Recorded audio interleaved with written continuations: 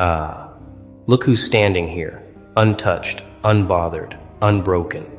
While their entire empire crumbled into dust and ashes, you didn't lift a single finger, did you? You didn't sabotage, didn't manipulate, didn't scheme, didn't plot revenge in the shadows like they swore you did. You simply existed, moved forward, stayed silent, and somehow, mysteriously, everything they built collapsed. Funny how that works, isn't it? Funny how the universe has a sense of irony so sharp it cuts deeper than any blade you could have ever wielded.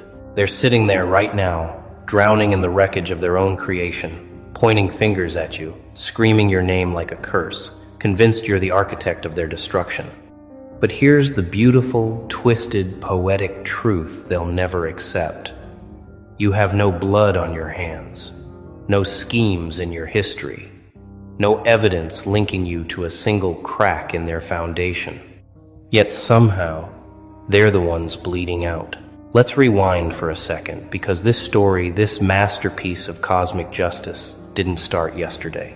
It started the moment they made you their target, their scapegoat, their villain without a crime. They looked at you, someone who refused to play their games, someone who walked with integrity even when it hurt, someone who wouldn't bend, break, or bow to their manipulations. And they decided you were the problem, not because you did anything wrong, but because you did everything right, and that was unbearable to them. So they launched their campaign, subtle at first, whispers in corners, seeds of doubt planted in conversations you weren't invited to, narratives spun with just enough venom to sound convincing. They needed you guilty, desperately needed you guilty, because if you were guilty, then their chaos made sense, their attacks were justified, their cruelty was self-defense. But you weren't guilty, were you? No, you were clean, maddeningly, infuriatingly clean, and that drove them absolutely insane. So what did they do? They kept digging, kept pushing, kept waiting for you to slip, to crack, to give them just one moment of weakness they could weaponize. They watched your every move like hawks circling prey, analyzing your words, dissecting your choices, searching desperately for the smoking gun that would prove you were the monster they painted you as. Days turned into weeks, weeks into months, months into years, and still nothing. No lies, no betrayals, no hidden agendas, no skeletons rattling in your closet. You were frustratingly transparent, annoyingly consistent, impossibly resilient, and every day you didn't break was another day their accusations looked weaker, their credibility crumbled, their desperation showed. But here's the thing about desperate people. They don't stop when they're wrong. They double down.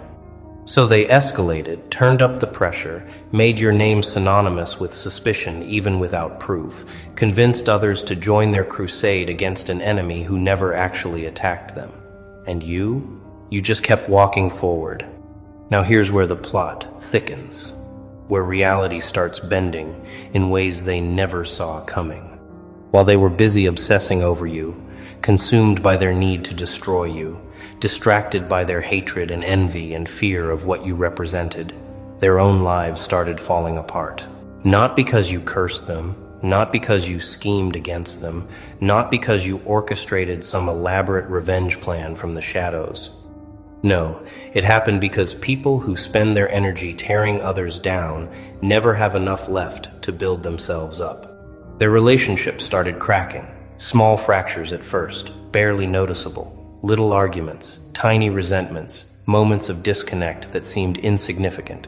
Their careers hit roadblocks, opportunities slipped through their fingers, projects failed, partnerships dissolved, money got tighter, stress got heavier, sleep got harder. Their mental health deteriorated, anxiety crept in, paranoia took root, trust evaporated, peace became a distant memory they couldn't quite grasp anymore. And through it all, through every collapsing pillar in their lives, they kept looking at you, kept blaming you, kept insisting somehow you were behind it all. But you weren't, were you? You were over here, healing, growing, building, evolving, focusing on your own path while they self-destructed in slow motion. You weren't casting spells, you weren't pulling strings, you weren't whispering curses into the night. You were just living your truth, protecting your peace, refusing to engage in their circus. And apparently, that was the most destructive thing you could have possibly done to them. Because when you stopped feeding their drama, stopped reacting to their provocations, stopped giving them the fight they needed to feel alive, you removed yourself as the center of their universe. And suddenly, they had to face themselves, face the emptiness, face the rot they'd been projecting onto you all along. Suddenly the mirror turned, and what they saw wasn't you, it was them, raw and unfiltered and ugly and real. And that revelation, that unavoidable confrontation with their own reflection, that's what destroyed them. Not you, them, always them. Let's talk about the accusations, because, the accusations were something special, weren't they? Creative, detailed, passionate accusations built on absolutely nothing but their imagination and desperation. They said you sabotaged their success, even though you were nowhere near their projects, their jobs, their opportunities. They said you poisoned their relationships, even though you hadn't spoken to their partners, their friends, their family members in months, maybe years. They said you spread rumors, even though your mouth stayed closed, your focus stayed forward, your energy stayed clean. They said you manipulated situations behind the scenes, even though you were openly, visibly, provably doing your own thing in your own lane. Every accusation was smoke without fire, noise without substance, a story without evidence. But they told those stories anyway, repeated them until they almost sounded true, convinced themselves so thoroughly that they started believing their own lies. And the wildest part? Even when confronted with the complete absence of proof, they didn't back down. They just said you were too smart, too calculated, too clever to leave evidence. You became the perfect criminal in their minds, guilty precisely because there was no proof. How do you defend yourself against that kind of delusion? You don't.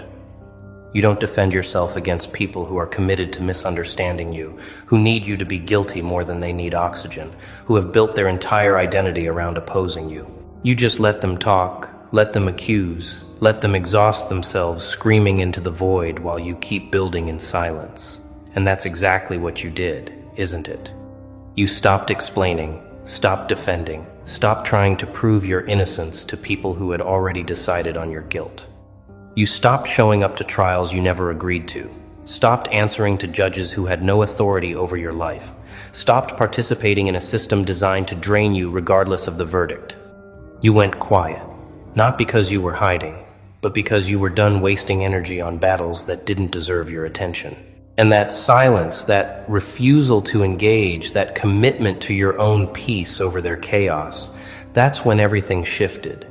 That's when they started losing grip, losing control, losing power, because the only power they ever had over you was the power you gave them by responding, by caring, by letting their words land. The moment you stopped catching their poison, they had nowhere to throw it but back at themselves.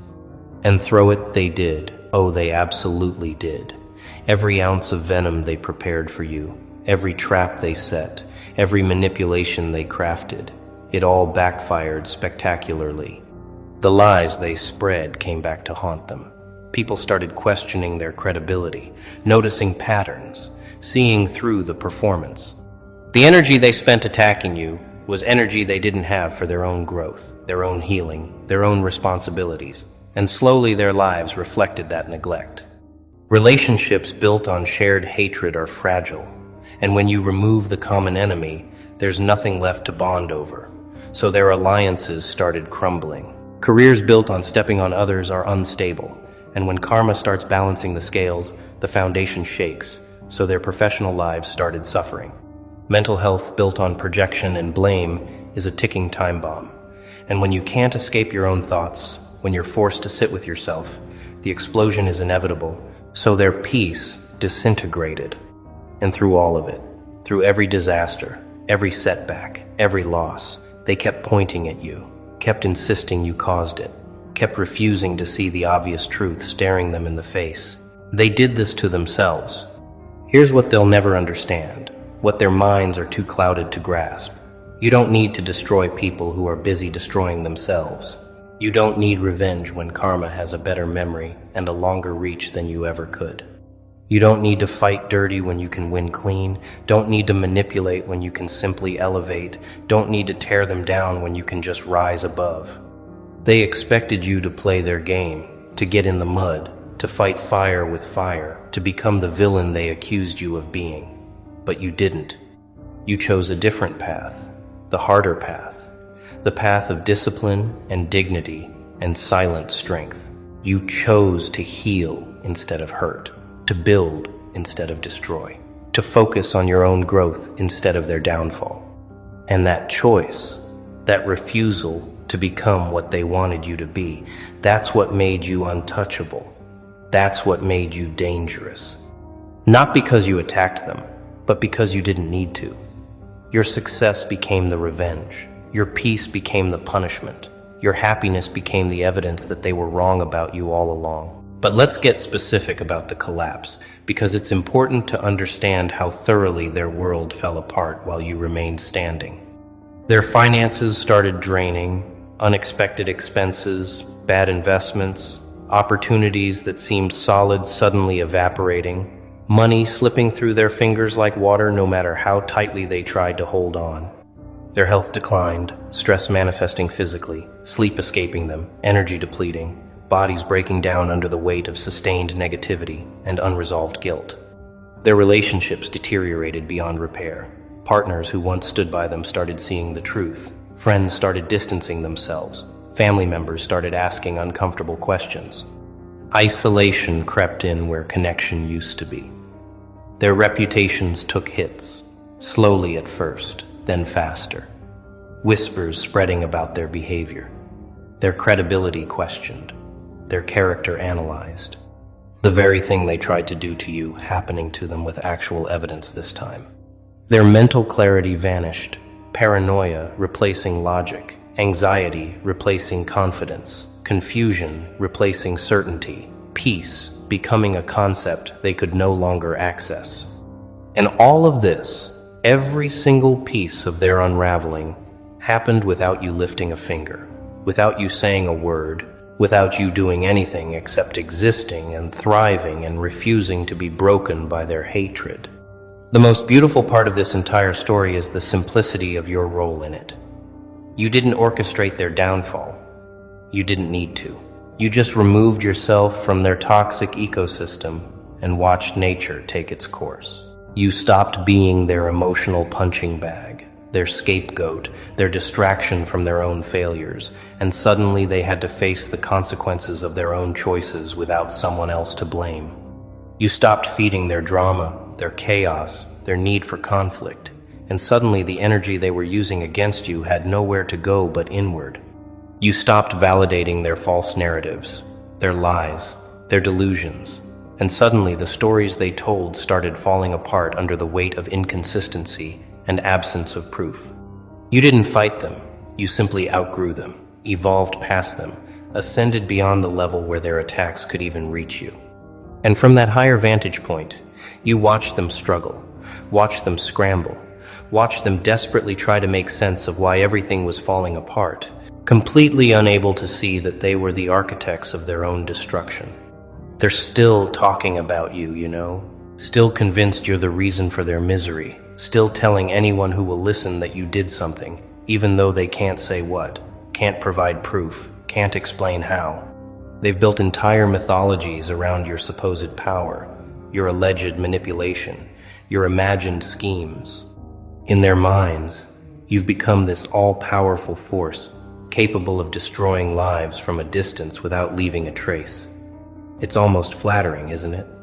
The way they've elevated you to this level of untouchable influence, this phantom villain who controls their fate without ever being present. But the reality is so much simpler and so much more devastating to their egos. You're not powerful because you destroyed them. You're powerful because you didn't have to. You're not dangerous because you attacked. You're dangerous because you evolved. You're not the villain in their story. You're the lesson they refuse to learn. And now they're stuck in this prison of their own making, surrounded by the rubble of what they destroyed, still screaming your name, still blaming you, still unable to accept the truth that would set them free. They did this to themselves. Let's talk about the witnesses, because this story has an audience, and that audience has eyes. People watched this entire saga unfold, watched them attack you relentlessly, watched you remain calm and composed, watched them make accusations without evidence, watched you stay silent with dignity. And slowly, quietly, perceptions shifted. People started noticing patterns, started questioning narratives, started seeing through the performance. They watched your accusers' lives fall apart while you remained stable, watched the chaos surround them while peace surrounded you, watched karma work in real time with mathematical precision. And the whispers started, different whispers this time. Whispers of doubt about the people who spent years trying to convince everyone you were the problem. If they were really innocent, why are they suffering? If they were really right about them, why is everything falling apart for them and not for them? Maybe they were projecting all along. Maybe they were the toxic ones. Maybe we were wrong to believe them without proof. Those whispers, those questions, those shifting perspectives, you didn't create those. You didn't manipulate people into seeing the truth. You simply lived your truth long enough for the lies to expose themselves. The validation must feel surreal sometimes, doesn't it? After years of being misunderstood, misrepresented, painted as something you never were, suddenly the tide turns. Suddenly, people who once questioned you start defending you. People who once believed the lies start seeing the truth. People who once kept their distance start reaching out with apologies and admiration. They see your strength now, your resilience, your refusal to become bitter despite every reason to be. They see how you handled the pressure, how you maintained your integrity, how you never stooped to the level of those who attacked you. They see the evidence of your character, not in your words but in your actions, not in your defenses but in your consistency, not in your reactions but in your restraint. And that validation, that shift in perception, that public acknowledgement of what you knew privately all along, that's not something you chased or manipulated or fought for. It came naturally, inevitably, as truth always does when given enough time and space to breathe. You just had to survive long enough to see it. But here's the thing they'll never forgive you for, the ultimate insult to their egos, the unforgivable crime in their eyes. You're happy. Despite everything they put you through, despite the years of attacks and accusations and attempts to break your spirit, you're genuinely, authentically, peacefully happy. You're thriving in ways they never predicted, succeeding in areas they said you'd fail, growing into a version of yourself they never thought you'd become. Your life is full, your heart is light, your mind is clear, your future is bright. And none of that requires their approval, their presence, their validation, or their destruction. You built a beautiful life on the foundation of your own values, surrounded yourself with genuine people who see your worth, created opportunities through your own effort and integrity, found peace in your own company and strength in your own character. And that happiness, that thriving, that success, that's the final blow to their narrative. The undeniable proof that everything they said about you was wrong. Because if you were really the person they claimed you were, you wouldn't be standing here whole, healed, and happy. You'd be broken, bitter, and lost. But you're not. And that kills them more than any